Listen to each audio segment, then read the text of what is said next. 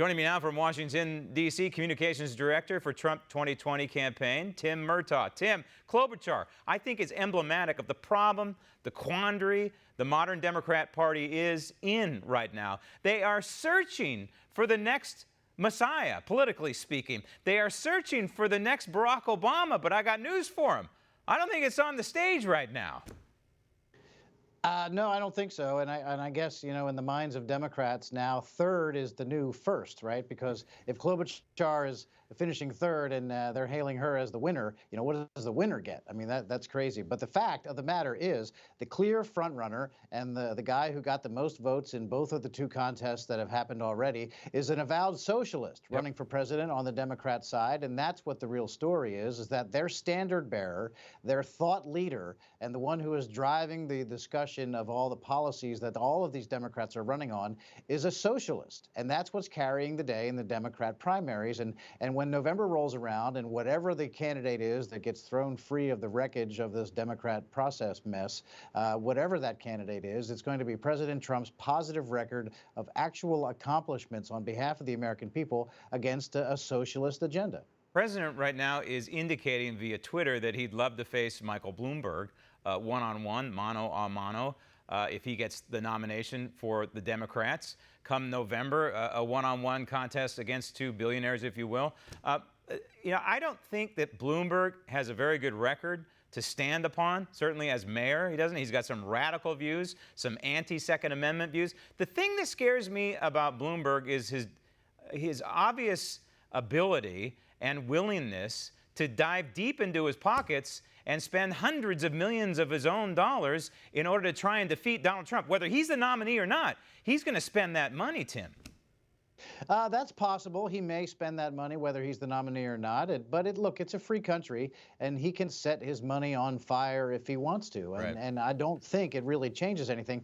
At a certain point, you buy so many television ads, and it gets to a point of saturation that they really stop having any impact. And I think, frankly, in this primary situation that we're in right now, he's almost reached that point now. And I don't know if he is searching for the 2 or 3 people in America who don't already have an opinion formed about Donald Trump. And I mean, what's he going to do, run more negative ads against Donald Trump? I think we've seen a few of those already. And we already know this, that people's opinions of Donald Trump are fairly well formed right now. And we also know that people are able to separate that from what they know about what the president has actually accomplished for this country. And right now, the news is so good. A new Gallup poll just came out today.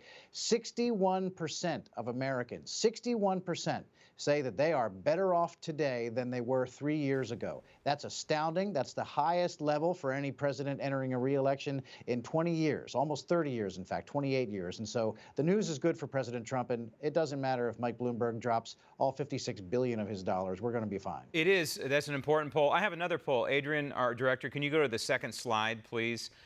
This poll really, I think, is an indicator, even more than the one that you just quoted. I want to read from a little bit of it, Tim. 9 in 10 Americans are satisfied with the way things are going in their personal life, a new high in Gallup's 4-decade trend. The latest figure bests the previous high of 88% recorded in 2003. The poll also recorded a 20-year high in Americans' confidence in the U.S. economy. This poll, because, you know, the one you quoted is important too, but if people are happy in their personal lives, why in the world would they turn to a Bernie Sanders and jeopardize that and upend the United States Constitution?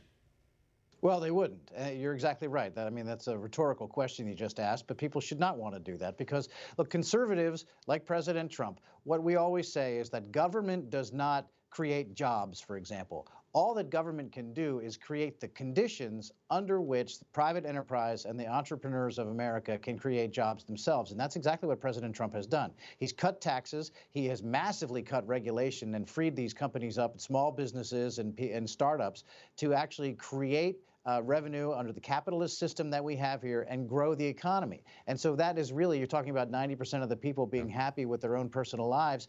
That's what happens when people are left to pursue their own happiness. You know, in our founding documents, that's what was talked about, the pursuit of happiness. On the other side, the Bernie Sanders of the world and Mike Bloomberg, it's the nanny state. It's the government doing everything for you and to you from birth until death. And that is not the way people are made happy. We think about all the various socialist and communist regimes the world has seen over the years. Do those folks look like 90% of them are actually happy with what's going on in their lives? I don't think so. No. You know, the true juggernaut here is an electorate, the American landscape, that's happy. That becomes a juggernaut come November that can't be stopped. And if the American people are happy and they vote with their pocketbook, which we know millions and millions of Americans will do, I think we know the outcome come November 4th of this year. Tim, thank you. Want to see more videos like this? Click on the link below and subscribe to One American News on YouTube, and call your cable provider and kindly demand that One American News is added to your lineup. Call and subscribe today.